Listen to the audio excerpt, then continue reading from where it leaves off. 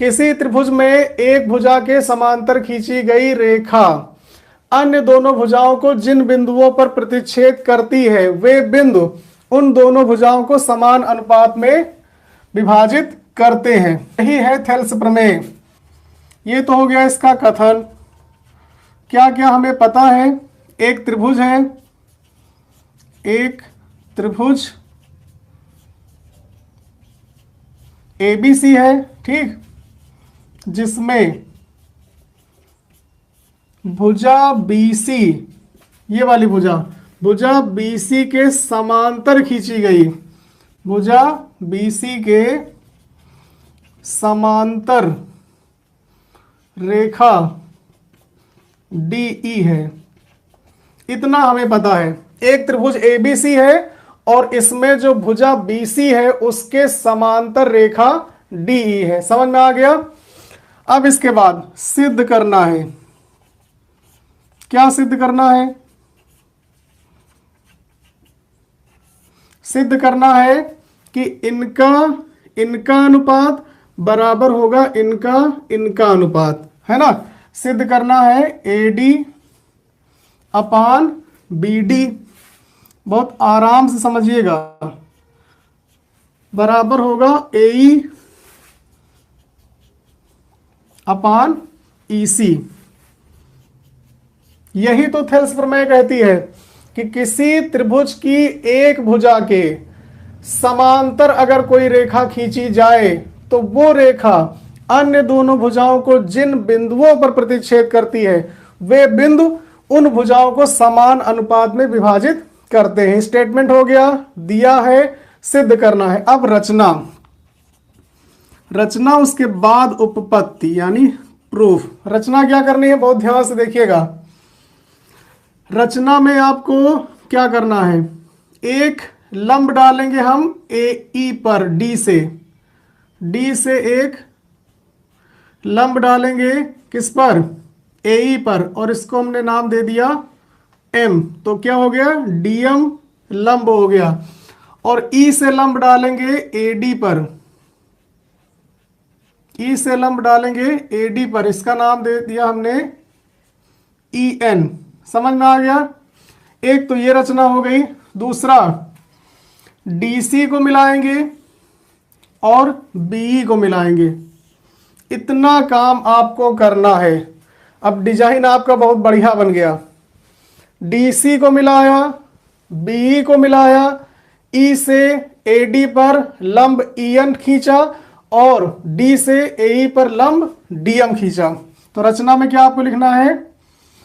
BE को मिलाया, BE तथा DC या CD को मिलाया। ये दो रचनाएं हो गई। और E से AD पर लंब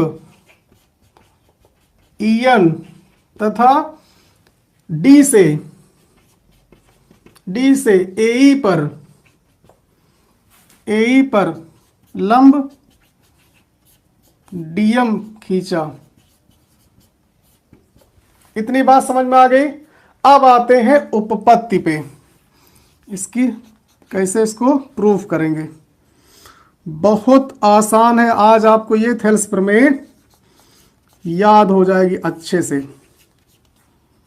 उपपत्ति में क्या करना है? अब देखो, इसकी आपको ट्रिक समझना है। अगर वो ट्रिक समझ में आ गई तो फिर आप इसकी उपपत्ति कभी नहीं भूलेंगे। अगर वो नहीं याद रहा तो फिर आप कंफ्यूज हो सकते हैं। देखो, इसमें कुल मिला के हमें 3 त्रिभुज से काम लेना है। एक त्रिभुज ये वाला हो गया, अलग बना के आपको हम दिखा रहे हैं। A, D और E। समझ में आ गया? एक त्रिभुज ये वाला यूज करना है, D, E और B। इसके नीचे ही बना रहे हैं जो इस तरह से बना है, D, E और B। एक त्रिभुज और इधर वाला यूज करना है, ये वाला। बस 3 त्रिभुज आपको यूज करने हैं। समझ में आ गया? दिख रहा है? इसका नाम क्या है? इसका भी नाम D, ई और सी, इन 3 त्रिभुज से ही हम पूरी थेल्स प्रमेय प्रूव कर लेंगे। कैसे? सबसे पहले इन दोनों त्रिभुज को ध्यान से देखिए, ये वाले दोनों दिखे आपको? ये दोनों त्रिभुज कैसे हैं? इनका आधार देखो समान है और इनकी ऊंचाई भी समान है, या फिर ये कह सकते हो कि ये दोनों त्रिभुज 2 समांतर रेखाओं के बीच में बने हैं और एक ही आधार पर बने हैं, कुछ इस तरह से। एक त्रिभुज ये वाला है और एक त्रिभुज ये वाला है। इन दोनों के क्षेत्रफल समान होंगे। समझ में आ गया?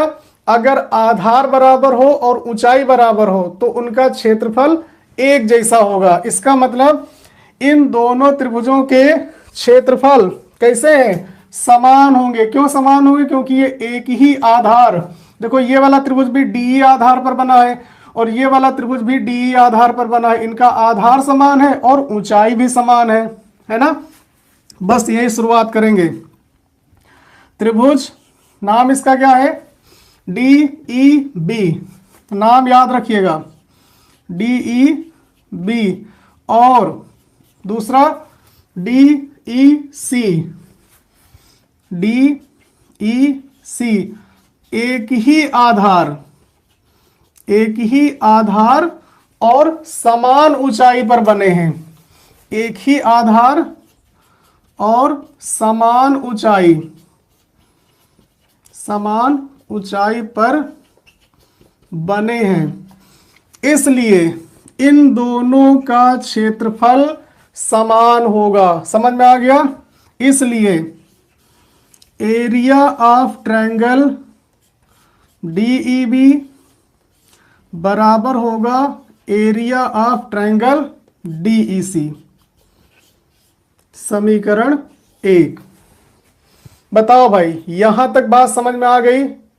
एक समीकरण आपको अच्छे से समझ में आ गई होगी कि इन दोनों के क्षेत्रफल समान है। अब जो दूसरी ट्रिक वो ये है, दूसरा काम ये करना है कि जो ऊपर वाला त्रिभुज है इसका क्षेत्रफल और इसका क्षेत्रफल, इन दोनों का अनुपात निकालना है एक बार, और दूसरी बार इनका और इनका अनुपात निकालना है। चलो भाई फिर इसके आगे बढ़ते हैं।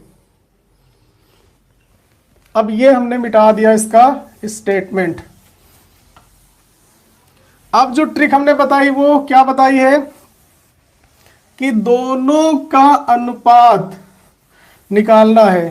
ठीक, इसको भी हटा दें, सबको पता है ये थेल्स प्रमेय है। अब देखो, इनका क्षेत्रफल बटे इनका क्षेत्रफल, तो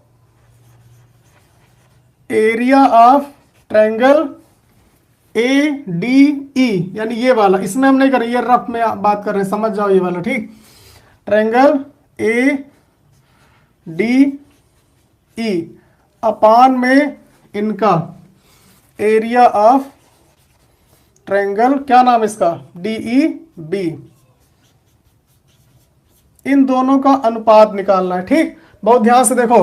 अब इसका जब क्षेत्रफल हम निकालेंगे तो क्षेत्रफल क्या होता है? 1/2 गुणे आधार। अब ध्यान से देखो, हमको इस त्रिभुज के साथ निकालना है तो हम इधर वाली भुजा को आधार मानेंगे, तो 1/2 गुणे आधार, इसका आधार क्या होगा? ये वाला मानेंगे। ठीक, आधार और गुणे ऊंचाई। ठीक, आधार कितना हो गया? AD, और ऊंचाई कितनी होगी इसकी? EN। कोई दिक्कत? अपान में इसका क्षेत्रफल निकालो, इसका आधार ये वाला हम मान लेंगे आधार, और ऊंचाई यही वाली मानेंगे इसकी इधर से, तो इसका क्षेत्रफल हो जाएगा 1/2 गुणे आधार, इसका हो जाएगा BD, और ऊंचाई इसकी भी EN। कोई दिक्कत किसी को? 1/2 से 1/2 कैंसिल हो जाएगा, EN से EN कैंसिल हो जाएगा, बराबर आ गया AD अपान में BD। समीकरण 2। कोई दिक्कत? इनका इनका अनुपात आ गया। अब यही काम आपको इनके साथ करना है, इनका और इनका अनुपात निकालो क्षेत्रफल का। फिर से एक बार, एरिया ऑफ ट्रायंगल ADE ऊपर वाला और नीचे वाला बदल देंगे, क्या नाम इसका हो जाएगा? Area of triangle DEC, DEC। अब इनका क्षेत्रफल निकालो। देखो ऊपर वाला आधार ये माना था पहली बार में, अब जब इसके साथ कर रहे हैं तो आधार ये वाला मानेंगे। ठीक, ये आधार और ये ऊंचाई, ये आधार ये ऊंचाई, तो इसका क्षेत्रफल हो जाएगा 1/2 गुणे आधार AE और ऊंचाई DM। कोई दिक्कत? इसका क्षेत्रफल आधार ये मानेंगे और ऊंचाई इसकी यही DM रहेगी। 1/2 गुणे आधार EC और ऊंचाई इसकी भी DM। DM से DM कैंसिल, 1/2 से 1/2 कैंसिल, ये आ गया AE अपान EC। ठीक, समीकरण 3। अब जरा ध्यान से देखो, यहां पे है ट्रायंगल ADE ऊपर है, यहां भी वही ट्रायंगल है ना। दोनों समीकरण में ध्यान से देखो, यहां भी वही है, यहां भी वही है, लेकिन ये दोनों अलग अलग है। इसमें है DEB वाला त्रिभुज ये वाला, और इसमें ये वाला है, और ये दोनों आपस में बराबर है। समीकरण 1 हमें बता रहा है, समीकरण 1 से पता चला है कि ये दोनों त्रिभुज का क्षेत्रफल आपस में बराबर है। तो समीकरण 1 का यूज अगर हम करें यहां पे तो क्या कर सकते हैं, समीकरण 1 से अगर हम मान रख दें इसमें, तो यहां पे क्या आ जाएगा, ये वाला त्रिभुज आ जाएगा। तो इसको हम लिख सकते हैं या एरिया ऑफ ट्रायंगल ADE अपान, ये चेंज करो समीकरण 1 से, इसकी जगह क्या लिखेंगे, ये वाला। किस लिए? जिससे ये दोनों साइड बराबर हो जाएं। ट्रायंगल DEB बराबर रहेगा तो यही AE अपान EC। इसको हमने मान लिया समीकरण 3। मान कहां से रखा, समीकरण 1 से। ठीक, आप भैया ध्यान से देखो, समीकरण 2 और 3 को आप ध्यान से देखिए, समीकरण 2 और 3 को ध्यान से देखिए, कुछ नजर आया? समीकरण 2 और 3 को ध्यान से देखिए। ADE का क्षेत्रफल, DEB का क्षेत्रफल, ADE का क्षेत्रफल, DEB का क्षेत्रफल, दोनों का साइड बराबर। तो अगर एक साइड बराबर है तो दूसरा साइड भी बराबर होगा। तो समीकरण 2 और 3 से हमें क्या मिलेगा, ये बराबर में ये। समीकरण 2 व 3 से क्या मिलेगा, AD अपान में BD बराबर AE अपान में EC। यही है थेल्स प्रमेय, मूलभूत समानुपातिक प्रमेय। किसी त्रिभुज की एक भुजा के समांतर खींची गई रेखा अन्य दोनों भुजाओं को जिन बिंदुओं पर प्रतिच्छेद करती है, वे बिंदु उन दोनों भुजाओं को समान अनुपात में विभाजित करते हैं। काम खत्म।